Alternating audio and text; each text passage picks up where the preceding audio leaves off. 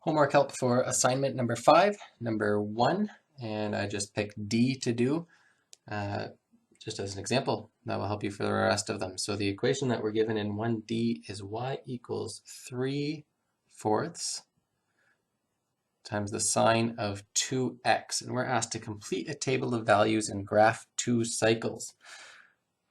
So let's start with a table of values here.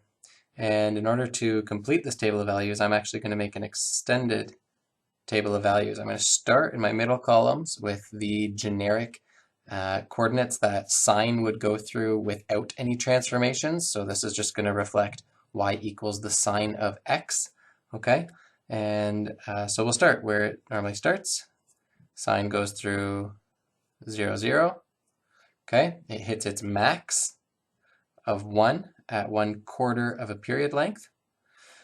It goes back down to 0 after half of its period.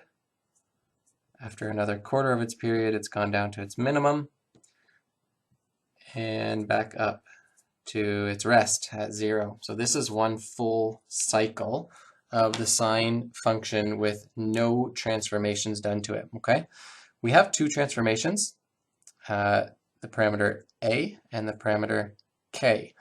A is going to be a vertical stretch compression. Okay, it's going to change the amplitude. So instead of having an amplitude of 1, going from 0 to 1, basically we're just going to be going from 0 to 3/4. Back down to 0 to negative 3/4 and to 0. Another way to think about that is simply take your y value and multiply it by 3/4. 0 times 3/4 is 0, 1 times 3/4 is 3/4, and down the list, okay? That's our new y value. Over here to the left, we can generate our new x values. And what's happening to x? Well, before it gets plugged into this, it's getting multiplied by 2. So basically what we're saying is that whatever the sine of 90 is, when x was 90, now it's only going to take an x value of 45 to create that same effect, because whatever you put in for x is going to get multiplied by 2 before it gets calculated, I suppose you could say. Another way to think about that always is we're ending up here with a horizontal compression of a factor of 1/k. All right, so that means we have a compression by a factor of 1/2, which means I need to take all of my x values and multiply them by 1/2. $90, 270 divided by 2 is 135. 360 divided by 2 is 180. Okay, and now we have one complete revolution. So I'm going to cheat a little bit when I draw mine. We haven't moved it up or down or left or right, so it's quite all right if I just draw it. There's one cycle, okay, and you're asked to draw 2 cycles.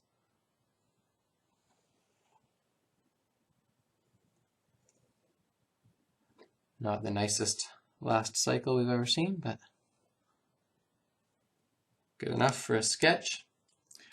You have to accurately graph. And then all I'm going to do is actually just change my coordinates, change my x scale and change my y scale. So I'm going to just say that the minimum here is negative 3/4. I'm going to say that the maximum is 3/4. And if you wanted to, you could chart out, there's positive 1, there's positive 1/2, there's positive 1/4, there's negative 1/4, negative 1/2, and negative 1. And for our x scale here, instead of having a full cycle at 360, we've compressed. We now have 2 cycles between 0 and 360. So 360 is here, 180 is here, 270 is in between them, 90 is in between them, and if I want to get real particular, I can put in my 45, my 135, and so on. Okay, so yes, This is your new amplitude, just is a vertical compression by a factor of 3/4. And this is a horizontal compression by a factor of 1/2, from 90 to 45, from 180 to 90. And then you can graph it as such. When you have more challenging ones to think about, ones that have A, K, D, and C involved, just remember that you're working out. You're thinking about your stretch, compression, reflections first, and then your translations are going to be the last thing that you do. Same thing working this way with your X values, stretch, compression, reflection, and then your translations, okay? Basically, if there was a C here, we would just take what we've done and then move it up or down, okay?